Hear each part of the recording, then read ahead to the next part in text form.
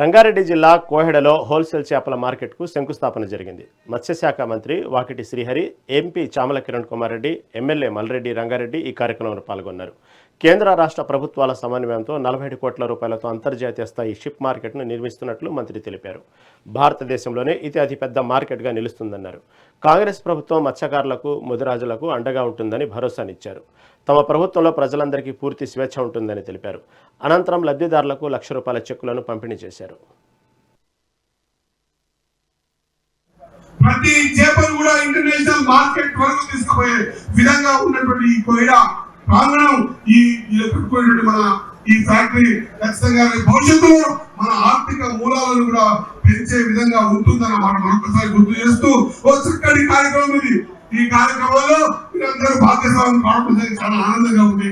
ఈ కార్యక్రమాన్ని సజావుగా నడిపేటువంటి కూడా ఈ కార్యక్రమంలో పాల్గొంచుకున్నటువంటి మా సోదరులందరికీ కూడా, మా శాసనసభ్యులకు, మా ఎంపీ గారికి, మిగతా అందరికీ, అదే మాదిరిగా నా మత్స్య ముదిరాజు కుటుంబ సభ్యులందరూ కూడా వినమ్రంగా శిరస్సు వంచి నమస్కారం చూపిస్తా ఉన్నా. జై హింద్, జై కాంగ్రెస్, జై ముదిరాజ్, జై మత్స్య.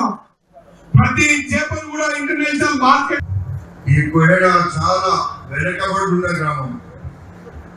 నేను ఇక్కడ పక్కకే సర్పంచ్ గా ఉన్న నాడు నుండి ఎమ్మెల్యే వరకు ఈ గ్రామాన్ని ఈరోజు ఇంటర్నేషనల్ లెవెల్లో తీసుకుపోవడానికి మన ముఖ్యమంత్రి రేవంత్ రెడ్డి గారి యొక్క సహకారం, మన ప్రాంత అభివృద్ధికి కాంగ్రెస్ ప్రభుత్వం తోడ్పాటు ఈరోజు ఇక్కడ దాదాపు 200 కోట్ల విలువైనటువంటి ప్రభుత్వ భూమిని ఈనాడు ఇక్కడ మనము ఈ రాష్ట్రంలో పెద్ద సంఖ్యలో ఉన్నటువంటి మా ముదిరాజ్ సోదరులు కావచ్చు, అదేవిధంగా మాకు ఉండేటువంటి ఫిషర్ చాలా మంది బెస్ట్ సోదరులు కావచ్చు, వీరందరికీ కాకుండా ఈ ప్రాంతానికే కాదు రాష్ట్రానికి ఒకవైపు మేలు జరిగితే ఈ దేశంలో ఉండేటువంటి ఫిష్ మార్కెట్ లో ఇది ఒకటిగా నిలవాలని